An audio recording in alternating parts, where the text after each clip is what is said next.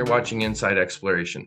Today I have a special guest with me, Mr. George Pirie, who is the Ontario Minister of Mines and local MPP for the Timmins District. George, thanks for joining me today. Gee, Mike, it's my pleasure. It's a real honor to be asked to be talking to you today this morning. Well, I very much appreciate your time, and I know my viewers are going to appreciate it as well. So, you recently took on the role of the Ontario Minister of Mines. How are you liking the job so far, George? Well, I really do enjoy it. I mean, it's been my vocation. It's been my career. I was raised in mine site villages, Dome and Dome X. My father was born behind the mill in a house behind the mill in 1920. So you can say mining is in my blood. So I'm really enjoying the opportunity to help on this file to see if we can advance the file. And so yes, I'm very much enjoying it. Excellent. Now, I know you come from a mining background, as you just noted, and you understand probably as well as anybody that Canada was really built on the back of mining. But there's a lot of red tape in this industry. There's so many hurdles to overcome to see these projects go into production. So, since you've taken on the role, I'm sure you've identified some areas that could use improvement. And just recently, the Building More Mine Act has been tabled to legislature. Can you talk a little bit about more about that act and some of the areas that you've identified that you can have the greatest impact? Well, gee, Mike, it just simply can't take 15 or 17 years to permit a mine, um, uh, especially when we're trying to build an integrated supply chain for critical minerals. 15 years is simply too long. This whole initiative about building more mines act is to streamline the process, make the ministry more efficient and effective, so we can get on to building the mines that are going to be required. Again, as I say, to build all mines, but especially now to secure the supply chain associated with the critical minerals. Mike, these changes will benefit the whole mineral sector, and I think provide jobs not only not in southern Ontario, but across northern Ontario, including the Indigenous communities. So I think it's very important work that we're doing as we streamline this act and again cut through the red tape and get mines built quicker. I'm glad you mentioned the First Nations, and I actually noticed that you were there for the Tequah Tagamu Advocacy Day yesterday. I happened to catch a few of your tweets, and thank you for putting the word out there and showing what you're doing. You've been very active. But what is the Build More Mines Act doing to incentivize First Nations communities to take part in advancing these projects? Well, one of the pillars of our critical mineral strategy is building economic development opportunities with the Indigenous partners that we have. Again, we've seen how communities can benefit from the mining development when strong partnerships are developed. Um, as I said, that when I'm talking about 15 or 17 years to permit a mine, I'm speaking specifically about the Cote Lake deposit, IAMGOLD's Cote Lake deposit. Mhm. And the First Nations communities were left waiting and fully endorsed the development of this project. And still, the mine wasn't couldn't get past the finish line. But we have Greenstone Gold, Canada Nickel, and Generation Mining. These are again examples of from again Indigenous communities that fully support mining. Uh, Specifically the TTN Nation with Canada Nickel. There's a company that's participating fully in the real economy, in full partnership with Canada Nickel and Mark Selby.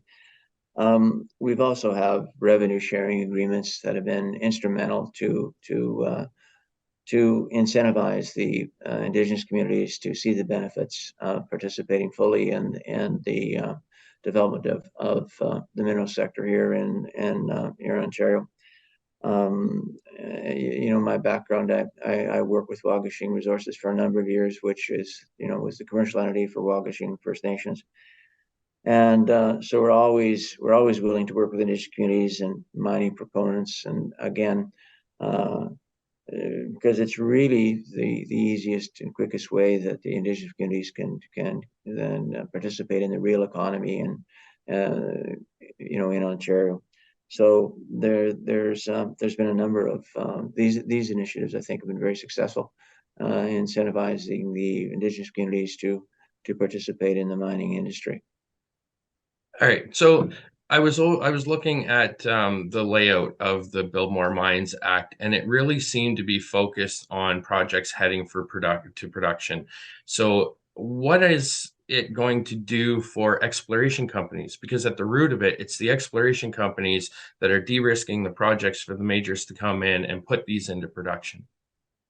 Yeah, a big again another critical part of our critical mineral strategy is the Ontario Junior Exploration Program. The budget will add another $6 million to that program, and it's been very, very successful. Yeah, again, I think OJEP has resulted in another 17 million from the point of view of private investment, sector investment. So it's a good news story. I think on the back of that, we'll talk specifically about exploration, but we have an innovation fund as well. But I think so. The result of these incentives have resulted that in 2022, Ontario is the #1 jurisdiction for mineral exploration in Canada. So we weren't, as you know, last year, but we are now. So I think the actions that we're taking in that space are showing results. And we want to increase that. We want to increase our lead, if you will. We know that there's no supply chain, there's no EV revolution that's fully supported by secured by a supply chain in Ontario, unless these drills are turning and the deposits are found, and then from the deposit being found, then processed right here in Ontario to feed that hunger that's in called the manufacturing sector in Southern Ontario. So, quite frankly, Mike, on these initiatives, I think this is our time. This is our time. Great. So let's talk about one of the more exciting things happening in Ontario right now, and that's the Ring of Fire. You're looking to connect Northwestern Ontario with Southern Ontario. Talk to us a little bit about what this means for Ontarians. Well, I mean, this was kicked off really by the government's investment of $1 billion in First Nations-led road projects, as well as other infrastructure needs, including broadband community supports that will affect these First Nations communities. This is a generational opportunity that we have, perhaps in Canada. This is a generational opportunity globally. And quite frankly, the Ring of Fire was discovered, a couple of decades ago, or thereabouts, and certainly nothing was happening, and nothing happened until this government got involved and kickstarted the process that led to the bidding between Wilo and Neuron. And on the back of that, I mean, of course, the company saw that yes, there's a real desire that this project be developed, or these projects be developed. So this is a very exciting time. Just at PDAC, we announced the final terms of reference for the Northern Road Link that connects the communities for the Ring of Fire. Again, the proponents are First Nations, as they should be. Those discussions are going very, very well. And that's what it's all about. If we're talking about the benefits, as I said, will accrue to all individuals and communities and jobs in Ontario, but specifically jobs and economic development and in the Indigenous communities in the North. So this is a very exciting time and a generational opportunity. So since you went to PDAC, I've seen you touring around the floor for a few days with an entourage of people. You're quite active. What other projects are on your radar that could potentially become part of the near-term development strategy in Ontario? there's a number of very exciting programs, projects here. Frontier Lithium has got an exciting lithium project northwest of Ontario. That's probably Canada's best hard rock lithium project. Uh, as you know, I served on Lithium Americas, which was a lithium brine project in Argentina, and we have got a project here in Northern Ontario with Frontier Lithium. That's an exceptional project. We also have Green Technology Metals, and that's also in northwest Ontario. That's again lithium in Thunder Bay. Again, very exciting. Both proponents are both parties are talking about building a lithium hydroxide project in Thunder Bay. That'll be exceptionally good for the communities in the north, the Indigenous communities, but also be exciting time for job opportunities for Thunder Bay as well. So there's again Canada Nickel, Magna. Canada Nickel is exceptionally exciting opportunity. That's again, that's in there's more nickel in around Timmins than there is in the Sudbury Basin. It's big low grade deposits. Canada Nickel is one of them. It's hosted in serpentine. Serpentine absorbs CO2. So on the back of that, we have the opportunity, and one of the partnerships, or the partner with TTN and the Outagamie First Nation, of course, they're full partners with Canada Nickel. But the exciting part about it is the fact that this will be a green mine on the back of the fact that the CO2 will be absorbed by the serpentine rock. Part of that is a very exciting opportunity with hydrogen. We've got a largely an underutilized natural gas line there, and burn natural gas, and you can create hydrogen. You can collect the CO2 with serpentine rock, and this is all in partnership with Canada Nickel, and again the First Nations, communities like TTN. So these are very, very exciting projects. Magna Mine is another exciting project. VR Industries, which is rare earths around Otter Rapids. The rare earths that are included in that project are the rare earths that are required to build the magnets that are required to build the electric engines, that are motors that are required to power the EV vehicle. So again, we've got what the world wants right here in Northern Ontario. We've got the opportunity to secure the supply chain right here in Ontario. Again, with the minerals coming out of Northern Ontario to be used in the battery manufacturing facilities in Southern Ontario. So from my point of view, this is our time. It's an exciting time for me to be the Minister of Mines. Exciting, with one of my mandates being the Ring of Fire. So we've got everything what the world wants, and it's under the leadership of this government.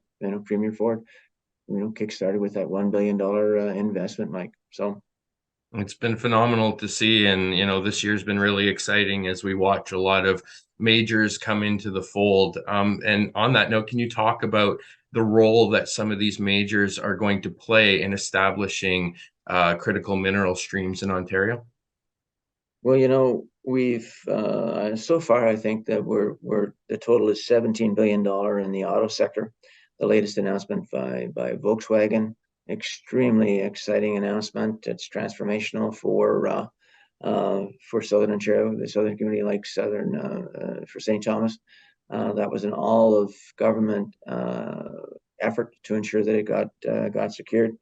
And we got 6.5 billion in manufacturing battery and chemical manufacturers here in Ontario. So we produce the nickel, we produce the copper, cobalt. So we've done that for generations, and now we're marrying it with the EV battery manufacturing technology. I think all of the major auto companies are looking to secure offtakes with the mining companies. So the process of vertically integrating these opportunities are being seized by the auto manufacturing manufacturing companies, which is something that hasn't probably happened in a century, as they seize the day and realize that it's our time. So Ontario has a lot of technology companies, especially ones focused on mining. And I know Ontario is incentivizing these companies. We're looking for green technology. But one thing that's not often talked about, and this kind of ties into your role as a Minister of Mines, I think, would be battery recycling. I mean, this is a very real opportunity for Ontario to um, make our critical mineral supply chain a little bit more robust without actually having to go to mine. What are your thoughts and feelings on this new evolving industry? Well, if you take a look at the demand curves on things like lithium and nickel and cobalt, there's no opportunity. I mean, there's no threat that that will be able to recycling will displace the need for mining. The mining recycling business is, you'll see battery mineral technology. That's the project in cobalt that are actively securing this. So it's all part of making the industry green. Recovering tailings, of course, is all about being greener. Take a look at what's happening in Kirkland Lake Gold. Take a look at what happens with Vale, Newmont, and Glencore. They're all changing their fleets to EVs, to electric vehicles. So not only are we producing green metals, we're producing them in a sustainable manner, eliminating the use of diesel. So that's what miners do. And on the other hand, of course, I've said for years and years, the discharge water is cleaner than the intake water at all our mines. And if you take a look at Cote Lake, they don't discharge any water. It's recycling all the water. So mining is the whole solution when it comes to green technology. And in fact, you can't be green without mining. So that's exciting times, Mike. That's a great message. Now I know you're a little crunch for time, so we'll cap this one off here. I just want you to, speak to what is your message to Ontarians, to companies developing mining projects, majors looking to do business in Ontario.